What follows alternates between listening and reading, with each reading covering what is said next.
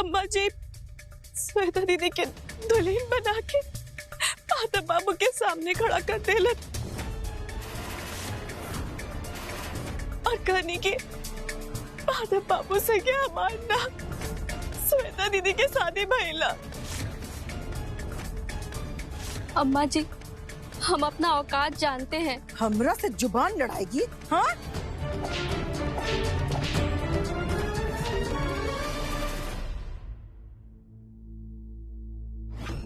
अरे बाबा सॉरी भैया।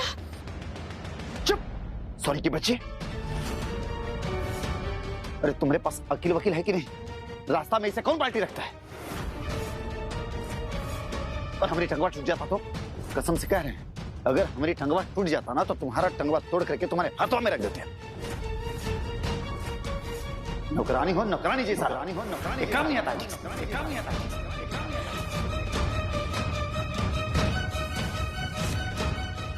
दोस्त आदमी चंदा,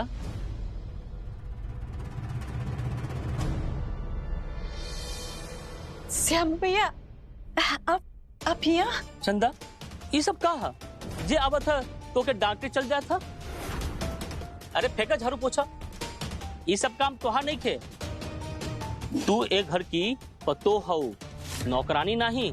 तो का हो गई भैया, एगो लड़की का ब्याह के बाद तो ओकर ससुराल ही सब कुछ होखेला ना। और अब ये हमार घर है, ये घर की हर जिम्मेदारी हमारा। और अपन घर के कोनो भी काम करीला से कुछ छोट तो ना हो जाला ना भैया। और ये सब तो हम अपन खुशी से करीला। रह दा चंदा, हम अनारी ना है, हम एक घर में बचपने से आवत जात है। एक घर के कुछो ना छिपल है हमरा से, समझ लू। और माधव भैया केने हुवन, हमरा अब्बे मिले क्या है उनकरा से। भैया जी अब फिर रुकी ना। अरे का सोचत हो? श्यामू भैया कहा ना कि माधव बाबू की तबीयत ठीक नहीं के, आप उनका से बाद में मिल ली। आप एक काम करी, पहले जाई अम्मा और दादी से मिल ली, उन लोगन बहुत खुश हो जाइए। अरे चंदा हम बिजनेस के सिलसिले में कुछ दिन खातिर बाहर गई रहनी रहा, वही अपडेट देवे का भैया जी के, यही खातिर हमरा उनका से मिले के बहुते जरूरी है। लेकिन भैया जी अभी तो माधव बाबू सुतल हवन ना, अब बाद में मिल ली ना। अब भी हमारे घर जाई ना और हम सामने आके आपसे हुए मिल ले। ठीक है, एक मिनट। अच्छा तू संझा के वहाँ कहा है? संझा के वहाँ कहा है? अरे बोला। श्यामू भैया हो, अब हम पहले जैसा दिन में ही और सांझ के अपन अम्मा के घर चल जाते हैं। ऐसा का है? ब्याह भइला तो कुछ दिन भइला, फिर तू दिन के यहाँ रहत हो संझा के वहाँ, ऐसा का है? तोहर मंगलसूत्र केने गए? माथा में सिंदूर नहीं खे?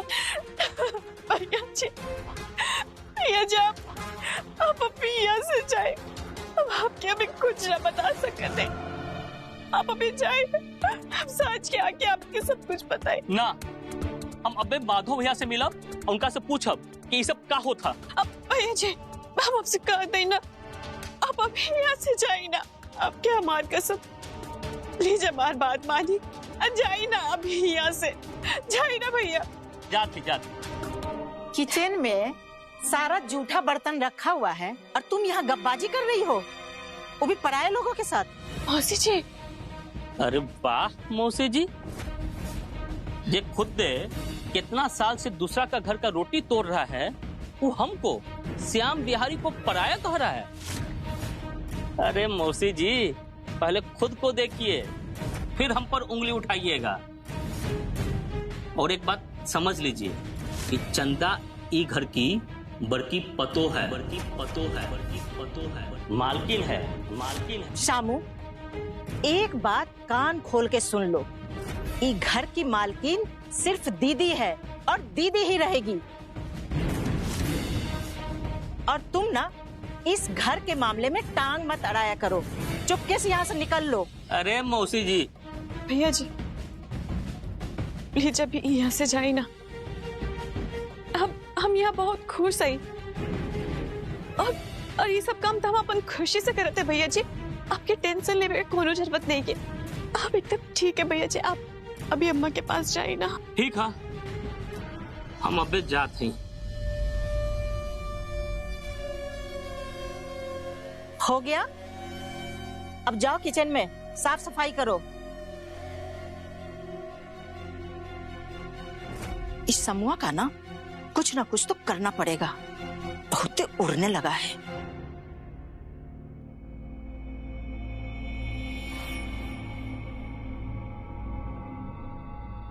बेटा माधव,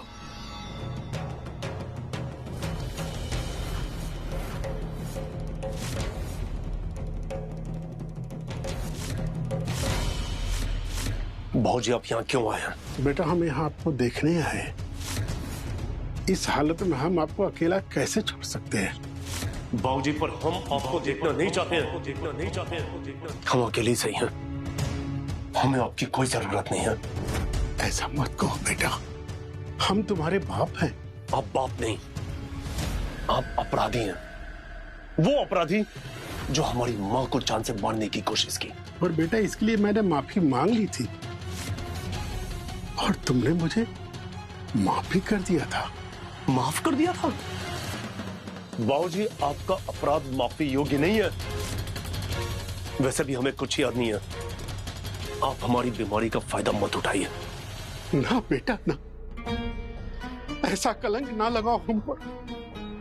याद करने की कोशिश करो, कुछ दिन पहले की तो बात है। कैसे भूल सकते हो तुम वो सब? चंदा से तुमने रुकिए, रुकिए।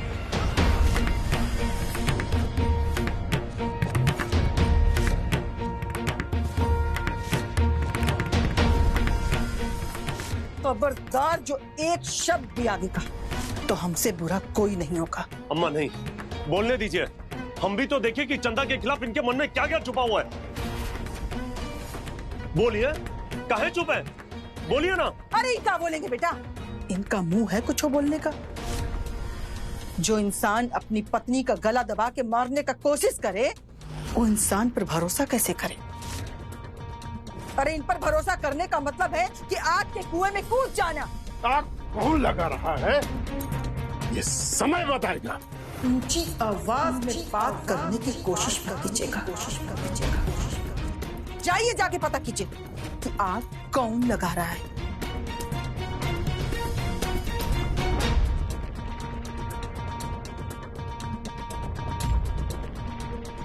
माधव बेटा, तुम उनकी बातों पर ध्यान मत देना। अपने सेहत का ख्याल रखो।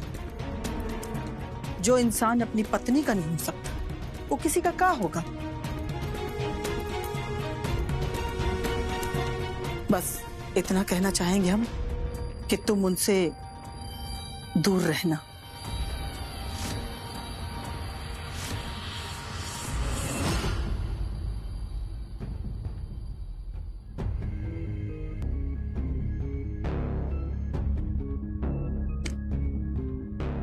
हमरा जिंदगी न रखोगे इस घर में।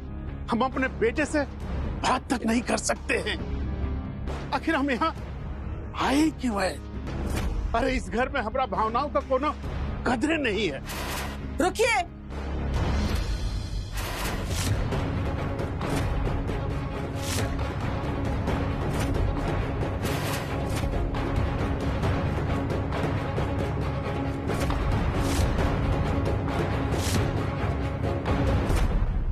दिमाग बेच के खा गए का या बुढ़ापे का असर हो रहा है? माधव को क्या बताने जा रहे थे? पिछली बात नहीं जानते हैं कि पिछली बात बताने के लिए माधव को मना किया गया है? काहे अपने बेटे की जान की दुश्मन बन रहे हैं? जान के दुश्मन हम बन गए हैं? अच्छा उल्टा चोर कोतवाल को डांटे। हमरे बेटे और उसके प्रॉपर्टी के पीछे तुम पड़ी हुई हो, और हमको दुश्मन बता रही हो। हम दावे के साथ कह रहे हैं कि ये सब के पीछे तुम्हारा हाथ है, तुम्हारा हाथ है, तुम्हारा हाथ। और तुमको शर्म नहीं आ रही है कि हमारे बीमार बेटे के ऊपर षड्यंत्र पे षड्यंत्र करी जा रही हो? काश उस दिन अस्पताल में हमारे हाथों से मर गई होती। कोशिश तो आप बहुत अच्छा किए थे, लेकिन अफसोस कि आपकी किस्मत खराब थी। इसीलिए समझाते हैं कि हमरे रास्ते में मत आया कीजिए। एक बात कान खोल करके सुन लीजिए कि अब अगर चंदा और माधव के ब्याह के बारे में दोबारा माधव को बताने की कोशिश भी की ना, तो हमारी किस्मत बहुत ही अच्छी है। ई बार वार खाली नहीं जाएगा। समझ रहे ना हम क्या कह रहे हैं? हर युग में दुष्ट और पापी जन्म लेते रहे और उसका विनाश करने के लिए स्वयं प्रभु ने अवतार लिया है। तुम्हारा भी हश्र वही होगा, तुम्हारा भी विनाश निश्चित है। अभी भी समय है कि तुम चंदा और माधव के रास्ते से हट जाओ, क्योंकि ये प्रभु की इच्छा है। और उन दोनों को चैन से जीने दो, क्योंकि उन्होंने शादी की है। चैन तो हमको तब आएगा जब माधव का ब्याह श्वेता से होगा और सारी प्रॉपर्टी हमारी मुट्ठी में होगी। इसलिए अपना ज्ञान और दर्शन शास्त्र किसी मठ और धर्मशाला के लिए बचा के रखिए, बचा के रखिए। काम आएगा, काम आएगा, काम आएगा। हमारी बात आई समझ में?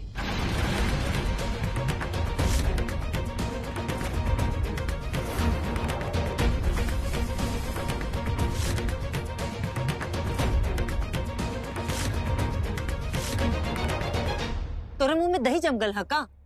जे आवाज नहीं निकला था मुंह से, इतना कुछ हो गल। तू हमरा के बतावे जरूरी ना समझ लू।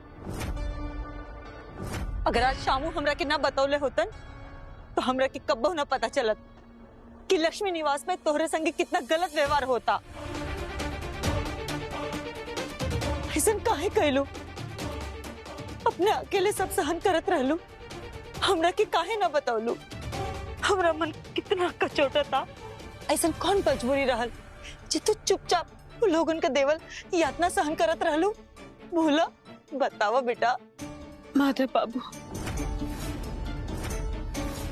हम सब कुछ सहन करत रहली सिर्फ अपन माधव बाबू की जिंदगी के खातिर। हम माधव बाबू के कष्ट के ना देख सकीला।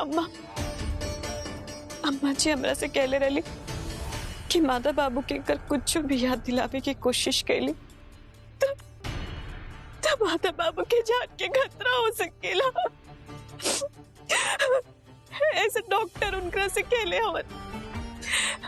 ये सब सुनला के बाद तो पता अम्मा हम का करती? नीला तुझसे कह देलिन और तू चुपचाप मान गईलू। हम का करती अम्मा? हमरा सामने और कोनो चारा ना रहल।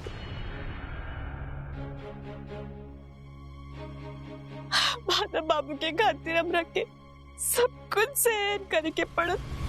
अम्मा हमरा के आपकी एक और बात बतावे के है। बोला। अम्मा जी श्वेता दीदी के दुल्हन बना के माधव बाबू के सामने खड़ा कर देलक और कहनी के माधव बाबू से क्या मानना श्वेता दीदी के शादी भइला।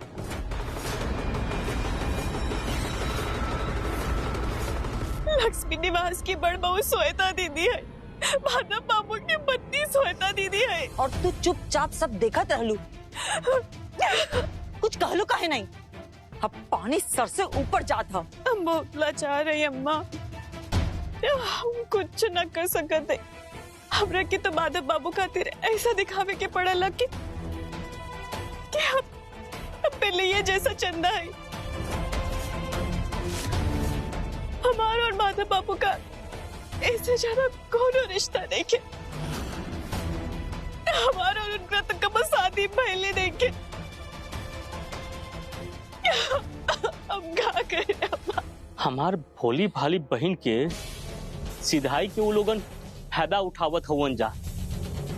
बुआ जी कह देते हम उन लोगन के छोड़ब नहीं। भैया जी, भैया जी, बैठी भैया जी।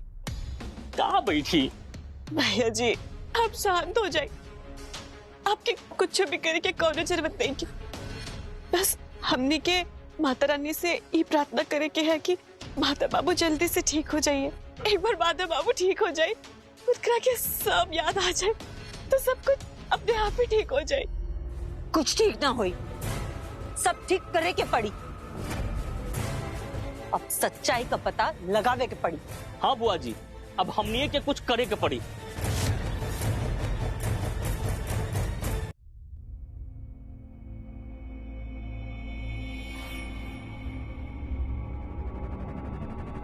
चित्रा दीदी कहाँ चली गई?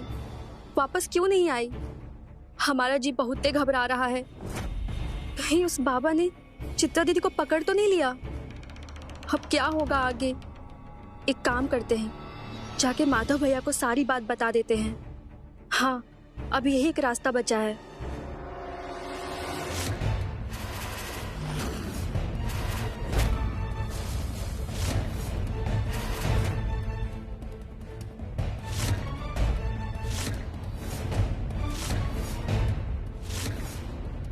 कहाँ जा रही थी? कहाँ जा रही थी? कहाँ जा रही थी? कहाँ जा रही थी? तुमको पता है ना वो माधव का कमरा है, फिर भी घुसाई जा रही हो? मौसी जी, वो हम बस माधव भैया का हालचाल पूछने जा रहे थे। अच्छा, इतना रात में? रिश्ता का मान मर्यादा है कि नहीं? माधव तुम्हारा जेठ है, जेठ के कमरा में जाके कौन सा शालीनता का परिचय देने जा रही हो? अगर हम चाहे ना तो 1 मिनट में सबको बुला के तुम्हारा करतूत बता सकते हैं। बस करिए मौसी जी, ये क्या अनाप शनाप बोल रही हैं आप? हमारा नहीं तो कम से कम माधव भैया की इज्जत का तो ख्याल करिए। वाह, चोरी ऊपर से सीना जोड़ी। तुम जेठ के कमरा में जा रही हो और इज्जत का ख्याल हम रखें? इरादा का है? मौसी जी, हम तो बस माधव भैया और चंदा को मिलाना चाहते हैं, और हमारा कोई इरादा नहीं है। छोड़िए हमारा हाथ।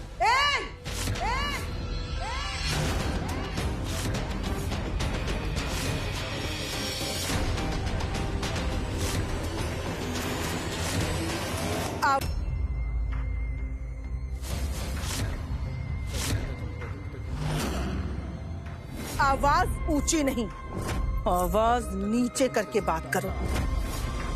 काहे कि घर में आवाज ऊंची करके बात करने का हक केवल हमरा है, यानी कि नीला देवी का। इसलिए औकात में रहना सीख लो।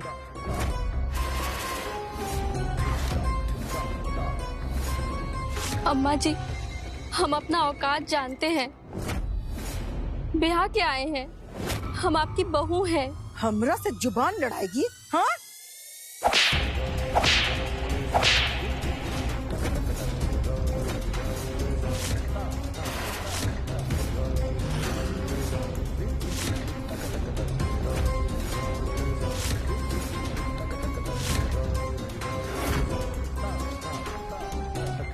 कहा काजल, मिल गया ना प्रसाद?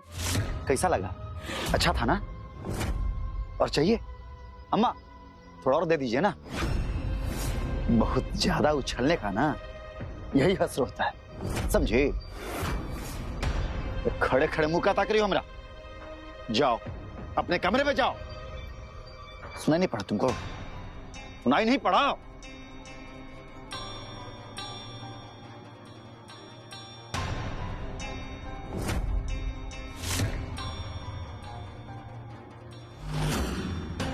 इसको पते नहीं कि इसका पल पल का हिसाब हमरे पास है। ये केवल चंदा की मदद ही नहीं, बल्कि चित्रा की आत्मा से भी कांटेक्ट रखती है, लेकिन उसको पता नहीं कि चित्रा की आत्मा अब भैरव बाबा के कब्जे में है। रुद्र, काजल को अपने काबू में रखो, नहीं तो ये एक दिन हम लोगों के लिए मुसीबत बन जाएगी।